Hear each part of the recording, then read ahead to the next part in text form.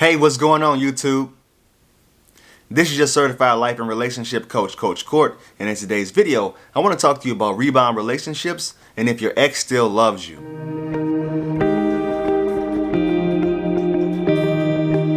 Thank you for sticking around.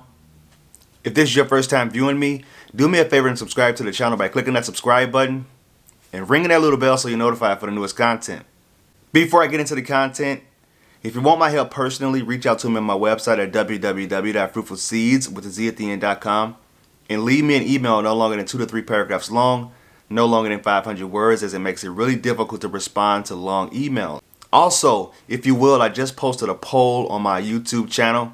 Please go and vote on the different tier programs, what you think would be more interesting to you, and the package that you would like to select. And we're going to go ahead and roll into the pre-sign-ups for those packages. There's a very important thing I want you to understand. Heartbreak is universal. You're not alone. I work with people all over the world, and I can tell you that they're all struggling the same way that you are.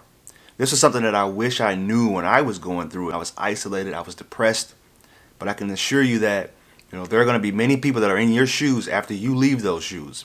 And there were many people in those shoes before you even feel them. So there is hope.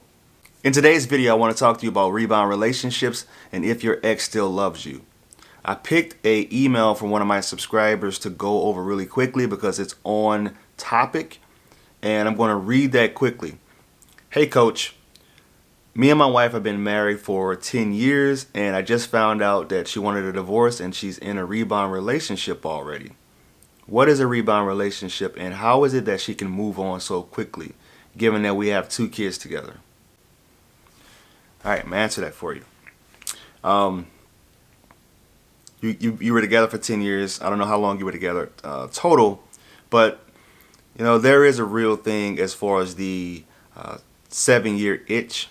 It's something that many people experience, and then when they experience that itch, they have a hard time letting go from the relationship, especially if you have so much invested, if you have kids together, if you have a job that you share a job with, if you have a house together, a mortgage. A lot of things come into play, especially when you're married.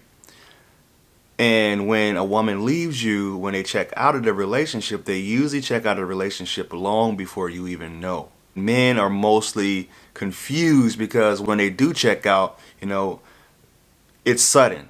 And I like to tell my clients, like, listen, this wasn't sudden. Most likely she was communicating something to you and you weren't listening.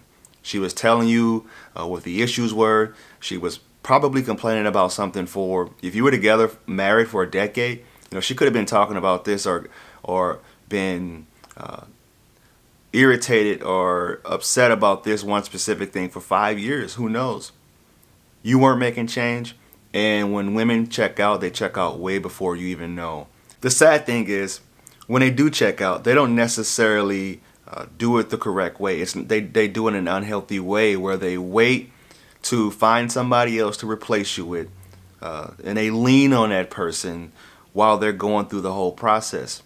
Healthy women with a healthy mindset and somebody who's independent, they'll wait to heal themselves after the marriage, and then they'll start re-engaging into the dating world again. But you can't control what people do. People are going to do what they want to do. And one of the biggest illusions you can have in life is to think that you have control over somebody. No matter how long you've been with them, no matter how many memories you guys made, you still have no control over what that other person does. Because just because you've invested so much time into them, they don't owe you anything. That's just the sad reality. I can tell you though that most of the time the rebound relationship does not last. I give it 3 to 6 months as a general rule. Some can go up until 2 years, but after 2 years it becomes toxic, especially because most likely this person that they have in their life, they were going through a stage of euphoria in the beginning where they just couldn't stop thinking about that person. That person was something totally different from you, and they pretty much got caught up in the honeymoon phase.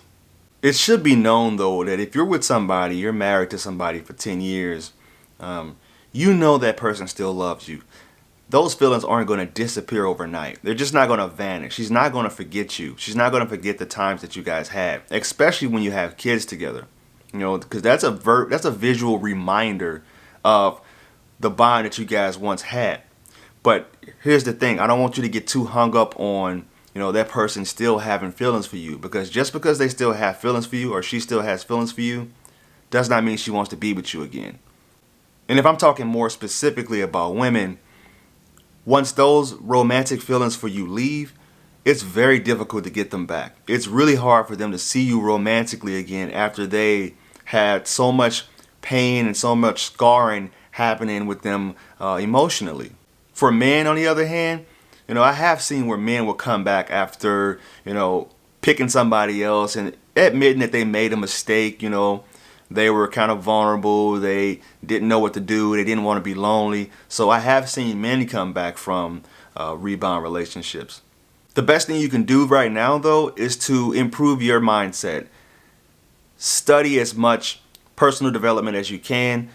Start to work on forgiving this person, because what happens is when you are hurt so much by a person, it's really hard for you to forgive them. So if you're able to work more towards forgiveness, the quicker, the sooner the better.